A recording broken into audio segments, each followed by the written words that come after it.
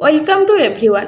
पूर्व क्लास रे आमे मातृभाषा शिक्षार लक्ष्य उद्देश्य एवं तत्सहित श्रवण दक्षतार विकास संपर्क में आमे पढ़ीचे। वर्तमान आसतु आमे पढ़ा पठन दक्षतार विकास।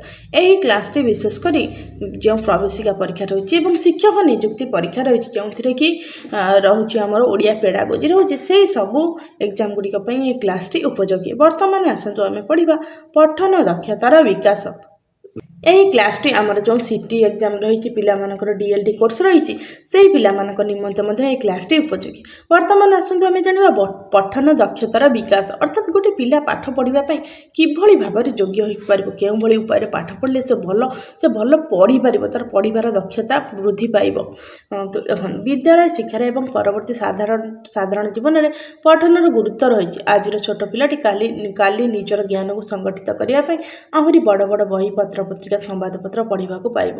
तेणु पठन दक्षतार विकास करने एक अनुकूल वातावरण सृष्टि करा उचित। गोटे छोट छुआ से स्कूल रे पढ़ुची ता सहित ता जीवन में बहुत अन्य स्थान में पढ़ो पत्र पत्रिका पढ़ो विभिन्न बही पढ़ो आउर किसी निजर ज्ञान जानापी बहुत किसी जिन संवादपत्र पढ़ो। तेणुक तार पठन दक्षतार विकासटा कराइबा अत्यंत जरूरी अटे। आते मत गोटे अनुकूल बोलिकी कहले कूलर अनुकूल अर्थात गोटे भल वातावरण जोटा ताकू सहायक बा साहाय्य कर से प्रकार वातावरण बा परिवेश सृष्टि करा उचित। पठन प्रस्तुति अर्थात जेकोसी कार्य आम करुचे से कार्य निमंते आम किसी ना कि प्रस्तुति करुचे से निमंते आम कौन करुचे प्रिपेयर होचे। जमती आम जो परीक्षा पिलाटे जाऊँ पूर्व से पेन नहीं जाऊँगी तार एडमिट कार्ड नहीं जाऊँगी प्रस्तुति हो जाऊँगी पाठ पढ़ी जाऊँगी ठीक से पठन निमंते प्रस्तुतिर आवश्यकता रही। शिशुटी आस्ते आस्ते अधिक ज्ञान लाभ उद्देश्य पठन उपर गुरुत्व दिए। छवि पठन अक्षर पठन वाक्य पठन अनुच्छेद पठन प्रसंग पठन बही पठन होउची क्रमान्वय भित्तिक पठन अर्थात जो छोट छुआटी से धीरे धीरे तार ज्ञान बढ़ाई कौन हुए पढ़ा उपर गुरुत्व दिए। छवि पठन गोटे छवि देखिकी से शिखिब पढ़ो। अक्षर पठन अक्षर देखिक पढ़ो वाक्य पठन गोटे गोटे वाक्य पढ़ो।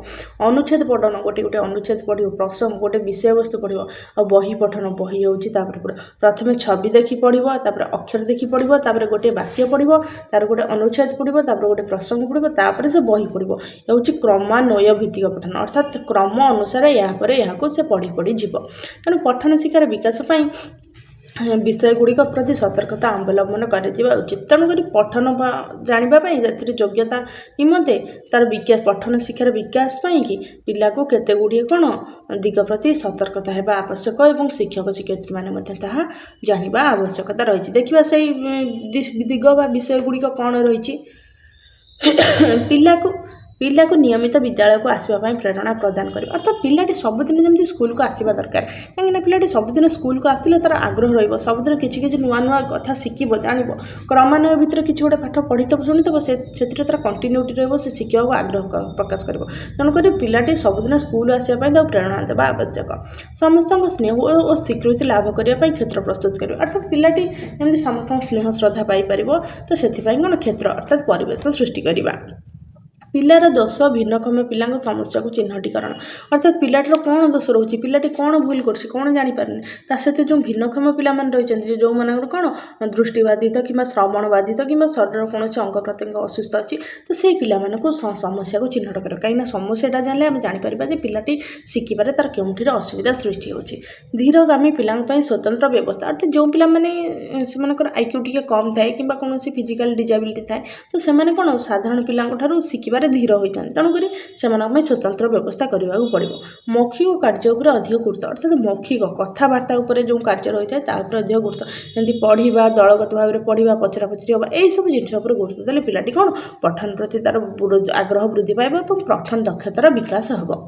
शुणा और कहवा दक्षतार विकास बेले पठन संपर्क में पिलार केते गुड़िए दक्षता विकास होता है अर्थात जिते शुणी थाए और कही थाए से समय पिलार पठन अर्थात पढ़ा पिलार किसी गोटे दक्षता किसी गोटे एबिलिटी कौन होता है डेभलपमेंट होता है। छवि पठन में यहाँ कहार छवि जो गोटे छविटा बाघर छवि देखले पिला पचारे कहार छवि पिलाटी कह बाघर छवि किए क्योंटी अच्छा अर्थात बाघ कौटी अच्छी ना बाघ बणरे अच्छी गछ गछ मध्य कि पार्थक्य रही गोटे जमी गोटे तुलसी गछ आ गोटे ओस्त गछ तेणुक ये गछ गछ मध्य किसी गोटे पार्थक्य रही है। କେଉଁ କେଉଁ ଜୀବଜନ୍ତୁଙ୍କ ମଧ୍ୟରେ ସମାନତା ରହିଛି, ଅର୍ଥାତ୍ ବିଲେଇ ଆଉ ବାଘ ଏମାନଙ୍କ ମଧ୍ୟରେ ସମାନତା ରହିଛି ଇତ୍ୟାଦି ପ୍ରଶ୍ନ ପଚାରିବା ଦ୍ୱାରା ପରବର୍ତ୍ତୀ ପର୍ଯ୍ୟାୟରେ ଏଗୁଡ଼ିକ ଅକ୍ଷର ଚିହ୍ନଟ ଓ ପଠନକୁ ସାହାଯ୍ୟ କରିଥାଏ। ଏହିସବୁ ପଢ଼ିକିରି ବୁଝିକି ପରିବେଶକୁ ଜାଣିଲେ ଏହା କ'ଣ ଅକ୍ଷରକୁ ଚିହ୍ନିବା ଆଉ ପଢ଼ିବାରେ ସାହାଯ୍ୟ ହୋଇଥାଏ। ପଠନ ଶିକ୍ଷାଦାନ ପାଇଁ କେତେ ଗୁଡ଼ିଏ ପଦ୍ଧତିର ଆବଶ୍ୟକତା ରହିଛି ସେଗୁଡ଼ିକ ଆଲୋଚନା କରାଯାଇଛି। ଅର୍ଥାତ୍ ଏହି ପଠନ ଓ ଶିକ୍ଷାଦାନ ପାଇଁ ପିଲାଟି କିଭଳି ଭାବରେ ଭଲସେ ପଢ଼ିପାରିବ, ତ ଏହି ପ୍ରକାର ଯେଉଁ ଶିକ୍ଷାଦାନ ପାଇଁ କେତେ ଗୁଡ଼ିଏ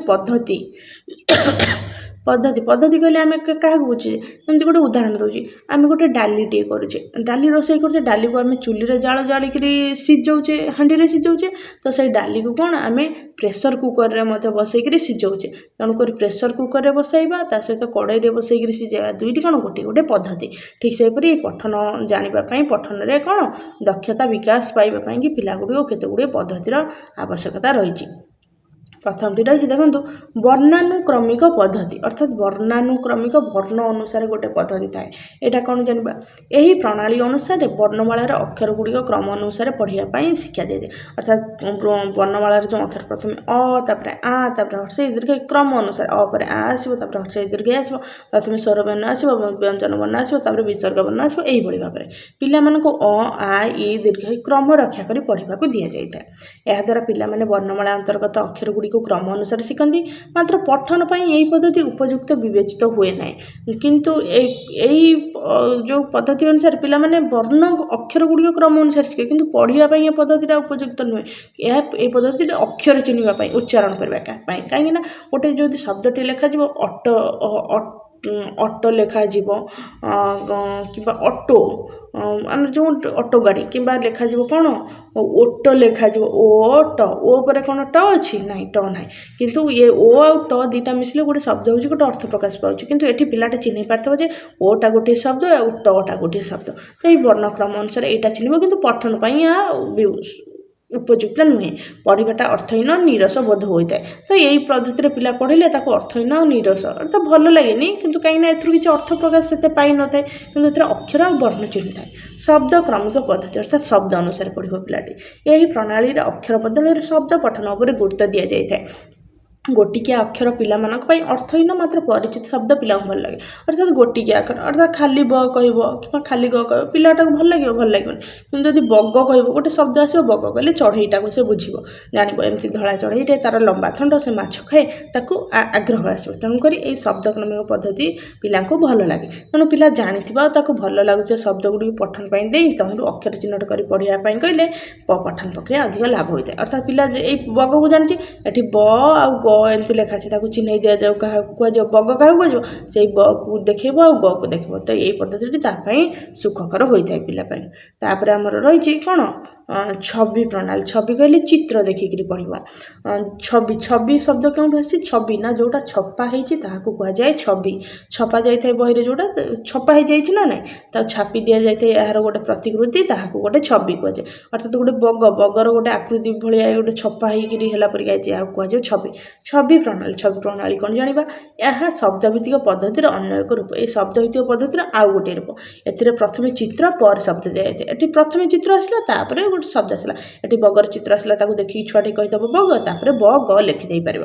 ପରିଚିତ ଚିତ୍ର ଦିଆଯାଇଥିଲେ ଶିକ୍ଷକଙ୍କ ବିନା ସହାୟତାରେ ପିଲାମାନେ ପଠନ କରିପାରିଥାନ୍ତି। ଅର୍ଥାତ୍ ପରିଚିତ, ପିଲାଟି ଏଇ ଚିତ୍ରଟିକୁ ଜାଣିଛି, ତେଣୁକରି ଏଇ ଚିତ୍ରଟି ଉପରେ ତାକୁ ଦିଆଗଲେ କ'ଣ ଶିକ୍ଷକଙ୍କ ସହାୟତା ନ ନେଇକରି ମଧ୍ୟ ପିଲାଟି କ'ଣ କରିବ, ପଢ଼ିପାରିବ କି ଏଇଟା ଗୋଟେ କ'ଣ ଲେଖା ହେଇଛି, ଏଇଟା ବଗ ବୋଲିକିରି ଲେଖାଯାଇଛି।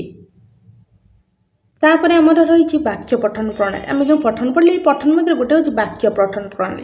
ଆମେ ସେଠି ବର୍ଣ୍ଣ ଜାଣିଲେ, ଶବ୍ଦ ଜାଣିଲେ, ଛବି ଜାଣିଲେ। ବର୍ତ୍ତମାନ ଜାଣିଲେ ବାକ୍ୟ ପଠନ ପ୍ରଣାଳୀ, ଅର୍ଥାତ୍ ବାକ୍ୟ ମାଧ୍ୟମରେ କିଭଳି ଭାବରେ ଆମେ ପଢ଼ିପାରୁଛେ। ଏଠାରେ ଅକ୍ଷର, ଶବ୍ଦ ବା ଛବିକୁ ଏକକ ଭାବେ ଗ୍ରହଣ କରାନଯାଇ ଛବିକୁ ଏକକ ଭାବେ ଗ୍ରହଣ କରାଯାଇଥାଏ। ପ୍ରଥମେ ଛୋଟ ବାକ୍ୟ ଆମ ଶଗଡ଼, ହଳ ବଳଦ ଇତ୍ୟାଦି ପଢ଼ିବା ପାଇଁ କୁହାଯାଏ। ତାପରେ ଧୀରେ ଧୀରେ ବଡ଼ ବାକ୍ୟ ପଢ଼ିବାକୁ ଦିଆଯାଏ। ବାକ୍ୟ ପଠନ ପ୍ରଣାଳୀ ପିଲାଙ୍କ ପାଇଁ ଅଧିକ ଅର୍ଥପୂର୍ଣ୍ଣ, ଆନନ୍ଦଦାୟୀ ହୋଇଥାଏ। ତ ଏଠି କେବଳ केवल गोटे वर्ण कि अक्षर छवि एति जाई न थाए एठी कोन दे थे छवि को एकक अर्थात छवि को मूलाधार भाव ग्रहण करिकरी ताकू देखिकरी पिलाटी कोन गोटे गोटे छोट छोट शब्द कहि थाए तो ये शब्द कहबा द्वारा कोन पिला को अधिक खुशी मिलता है पिला अधिक भल भाव में बुझी पारता है जोंथि पई कोन वाक्य गठन प्रणाली पिला पई अधिक अर्थपूर्ण और आनंददायी होता है उदाहरण जमी आम सगड़ सगड़ आधु ग ग गोटे कोन गोटे माने कोन जानिले आमे गोटे वर्ण तो ये भाव में वाक्य पठन प्रणाली पिलाटी को बहुत खुशी दे थाए तापर आम रही गल्प पठन प्रणाली गल्प शुणा तो समस्त भल पाती छोट पिलाटर बुढ़ा जाए समस्त को गल्प बहुत सुंदर लगी था तो ये बर्तमान हूँ यहाँ गल्प पठन प्रणाली गल्प पठन प्रणाली कौन पिला साधारणतः गल्प और गीत प्रिय छोट पिला गप कहले से भल पाती शुणापी गीत बोलिया शुणापी भल पाती तेणु गल्प को एकक भाव धरी पठन को उन्नत धरण करतक जुक्ति करते एपाई छोट छोट गप गीत दिजा उचित एगुड़ी को शुणा लगी पिला मजा लगुवा आवश्यक गीतटी शुणा पर वाक्य गुड़ी को गप सहित मिसाई पिला माने पढ़ी था अर्थात जो कौन गप गीत मध्यम पढ़ागले कौन से जो वाक्यटी थाए ताको पिला माने से गप आ गीत संगे मिसेक पढ़ाते जमती कह जाए कौन गोटे गोटे बगटे थिला से बुढ़ा हो जाइथिला ताको शिकार मिलू नथिला एमती कहले कौन पिला कौन करिवो से गप गप जो शुणिला से तार मन चित्र आसो ए बग एमती थिला एमती माछ धरि पार नथिला से संपूर्ण शुणिकी ताको आनंद हम ता मन मध्य गोटे चित्र मध्य आसो से सेटा को अनुभव करि परिबो एवं ताको सहज सुविधा हम कौन गल्प पठन प्रणाली रे से जानिया पाए अर्थात से गल्प जो देइथबो गोटे बही से ताको पढ़िला एठी लेखा है बगटे थिला से बुढ़ा हो जाइथिला ताको खाइबा को मिल नथिला से माछ खाइबा को चाहुथिला पढ़िला परे पिलार मुंडरे गोटे चित्र चलिबो से ताको मध्ये जानि पारो तेणु कर पिला को बहुत खुशी लागिबो आ एई पद्धति छोट पिला मानक पई विशेष भाव में अधिक उपयोगी गीतटी शुणा पर वाक्य गुड़ी को गप सहित मिलाई पिला पढ़ी था या द्वारा पठन कौतूहलप्रद हुए देखो गीतटी शुणा पर कौन वाक्य सहित किभली भाव में मिलाई पढ़ती कहुई दुखी धन नील मणि रे माँ बोली किए डाक मते जेबे गोरु घेनी जीवु तो अर्थात दुखी धन नील मणि रे ये पदटी पिला पढ़ले किंतु पिला मन में गोटे कौन वाक्य आसीज श्रीकृष्ण को माता यशोदा कहते दुखी धन नीलम यही भाव में या द्वारा पठन कौतूहलप्रद हुए पिला अधिक रु अधिक पठन करते आम हसकल बही में यही पद्धति अवलम्बन कराई आम हसकल बही क्यों पद्धति अवलम्बन कराई ना आम हसकल बही में गल्प पठन प्रणाली पद्धति अवलम्बन कराई तेणुक गल्प पठन पद्धति विशेष भाव छोट पिला उपयोगी तो यह ही आमर पठन प्रणाली दक्षता विकास किभली भाव में कर प्राथमिक स्तर में मातृभाषा शिक्षण में पठन दक्षतार विकास साधन तो यहाँ ही आज क्लास जदि क्लास टी भल लगी तेल चैनल को सब्सक्राइब करूँ